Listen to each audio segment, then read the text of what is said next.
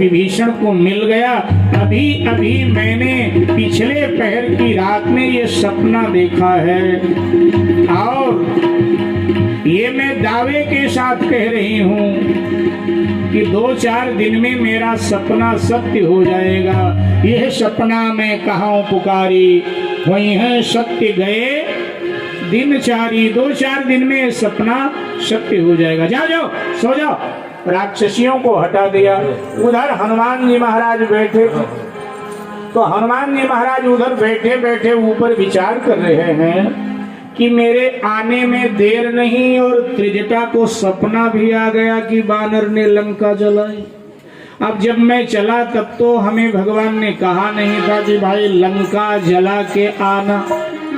लगता है जल्दबाजी में भगवान भूल गए और बाद में त्रिजटा के मोबाइल पर मैसेज भेजा होगा कि भाई हनुमान को कह देना कि ये लंका जलाए आवे। तो अब जब त्रिजटा के मोबाइल पर मैसेज आया है और ये बताए रही है तो जलाना तो पड़ेगा।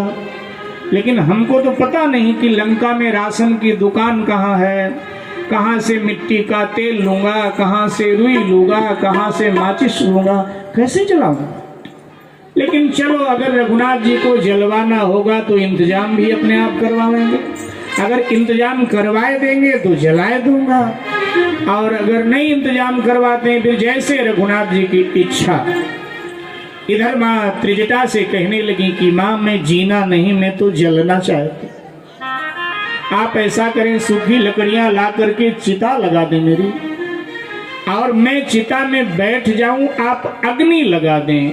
ये राक्षस की रोज रोज की धमकी अब हमसे सहन नहीं होती। लगता है रघुनाथ जी ने मुझे भुला दिया और जब उन्होंने भुला दिया तो मैं जी के क्या करूंगी, मैं तो अब जलूंगी, मेरे लिए अग्नि ला। त्रिजटा ने कहा राजकुमारी मेरे स्वप्न का तो इंतजार कर लो ना बेटी, और वैसे भी रात में अग्नि मिल नहीं सकती। ये कहकर त्रिजटा भी राक्षसियों को संग लेकर चली। सीता जी आकाश की ओर देखती, हे आकाश के तारागणों आप टूटकर मेरे ऊपर गिर जाओ, मुझे जला दो। हे अशोक वृक्ष तेरी शास्त्रों में बड़ी महिमा गाई गई है। शास्त्र कहते हैं कि जो अशोक के नीचे निवास करता है अशोक उसके शोक का हरण कर लेता है। लेकिन मैं तो इतने दिनों से तेरे नीचे बैठी हूँ, मेरा शोक घट नहीं रहा है और बढ़ रहा है। या तो अपने नाम की महिमा को सत्य कर, मेरे शोक का हरण कर, अथवा तो तेरे नए नए जो पत्ते हैं वो अग्नि सदृश हैं, मेरे ऊपर गिरा दे, वो आग बन करके हमें जला दें। जब इस तरह से माँ हाथ उठा उठा कर बोल रही थी तो उसी समय श्री हनुमान जी ने श्री राम नाम की मुद्रिका गिरा दिया। मुद्रिका माँ के हाथ में। माँ विचार करने लगी कि ये मुद्रिका तो रघुनाथ जी की, माया से ऐसे मुद्रिका का निर्माण हो नहीं सकता।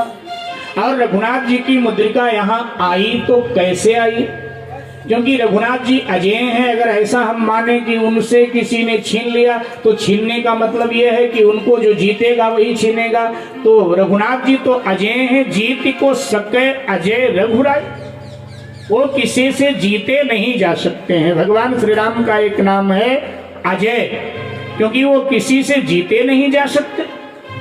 फिर ये आई तो कहां से आई। जब माँ इस तरह ऊहापोह में खोई थी तो उसी समय हनुमान जी महाराज राम कथा गाने लगे। विदेश में पहली राम कथा श्री हनुमान जी ने किया। किसने किया? हाँ, मुरारी बापू जी की राम कथा बाद में लंका में पहुंची है। हाँ, उन्होंने भी किया है। उन्होंने 5 बार लंका में राम कथा किया है। पूज्य मुरारी बापू जी हमारे भारत की विभूति। तो मुरारी बापू जी की तो बाद में लंका में राम कथा पहुंची है। सबसे पहले हनुमान जी ने राम कथा लंका में कहा। अच्छा, एक महात्मा जी हमें बता रहे थे, वयोवृद्ध संत हमारे अयोध्या के, वो बता रहे थे कि देखो भैया, पहले वक्ता और श्रोता का आसन समान होता था, समानांतर आसन पर ही कथा होती थी। लेकिन जब हनुमान जी ने लंका में अशोक वृक्ष के ऊपर बैठकर कथा कही, जगदम्बा सीता जी ने नीचे बैठकर कथा सुनी, तो जगदम्बा सीता जी ने नियम बना दिया, आज के बाद जब भी भगवान की कथा गाई जाएगी, कथा गाने वाला आयु में कितना छोटा क्यों ना हो, लेकिन वो ऊपर बैठेगा, और सुनने वाला आयु में ज्ञान में कितना बड़ा क्यों ना हो, वो नीचे बैठेगा। तभी से ये परंपरा चली कि कथा कहने वाला ऊपर बैठे और सुनने वाला नीचे बैठे। ये नियम जगदम्बा सीता ने प्रारंभ किया। तो हनुमान जी महाराज रामचंद्र गुण वरनई लागा, रामचंद्र गुण वरनई लागा, रामचंद्र गुण वरनई लागा, रामचंद्र गुण वरनई लागा। एक बात रह गई, क्योंकि यहाँ विद्युत समाज बैठा है, हमारा ब्राह्मण समाज बैठा, इसलिए मैं रह गई, मैं दोबारा बोल दे। विश्व का ऐसा कोई देश नहीं है जहां पूज्य मुरारी बापू जी ने राम कथा न गाई। एन केन प्रकार गाया है, अरब में गा दिया और कुछ, अरब में गाया राम कथा, और मैं उनका श्रोता रहा हूं, अब भी श्रोता हूं, बचपन से उनका श्रोता रहा। अरब में भी राम कथा गाया, और अरब के सुल्तान रामचरितमानस की पोथी लेकर शोभा यात्रा में चल रहे थे, और सुल्तान के घर की जो बहन बेटियां थी श्री राम जय जय राम का कीर्तन कर रही थी। अब देखो, अरब में राम कथा गा रहे हैं तो सर्वधर्म संभाव तो रखना पड़ेगा। तो जब सर्वधर्म संभाव का कीर्तन हुआ तो पूज्य बापू ने अली मौला का भी कीर्तन किया।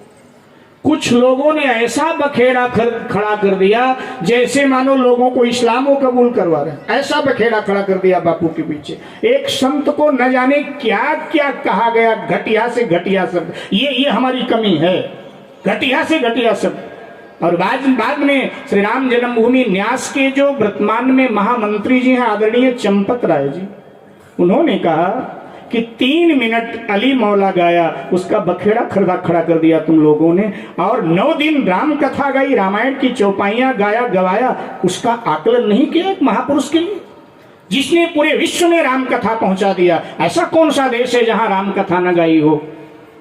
हर युवाओं के हाथ में विदेशों में भी हनुमान चालीसा रामचरितमानस पकड़ा दिया, उस महापुरुष के लिए ऐसे शब्दों का प्रयोग। चंपत राय जी ने कहा लानत है ऐसे लोगों के विचारों पर। अपने बाप को नहीं पहचान पा रहे, वो कर क्या रहा है? उसको कह रहे हो सनातन धर्म के विरोध में काम कर रहे हैं।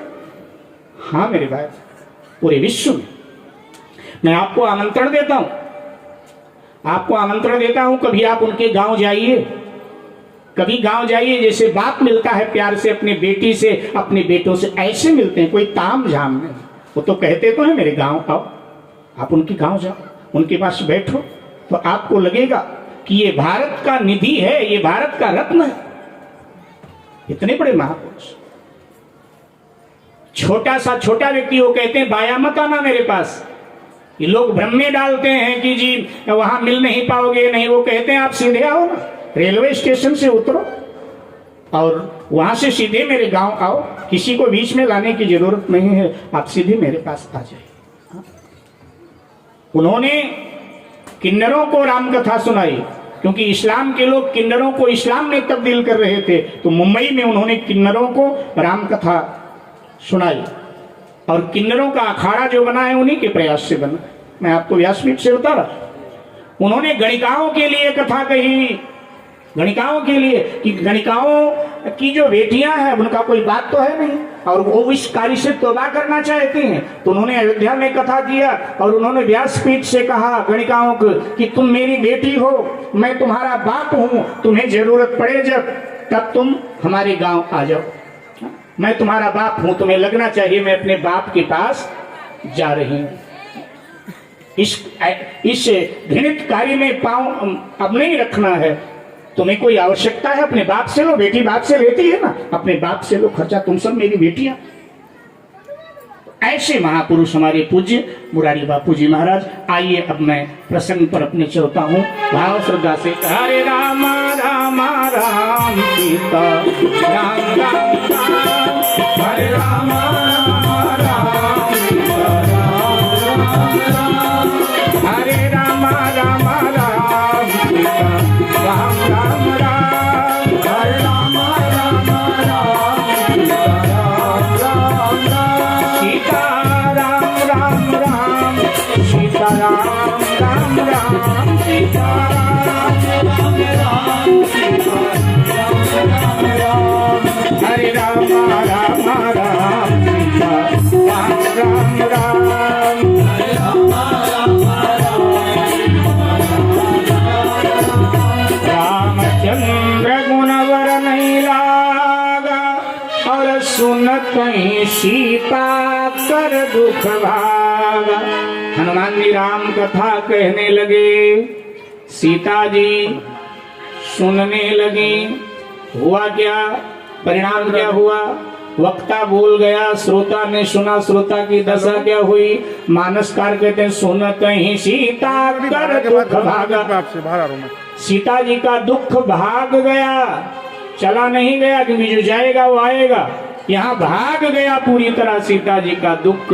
ये राम कथा का फल है।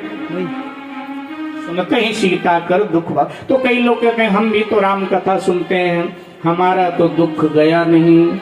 तो तुलसी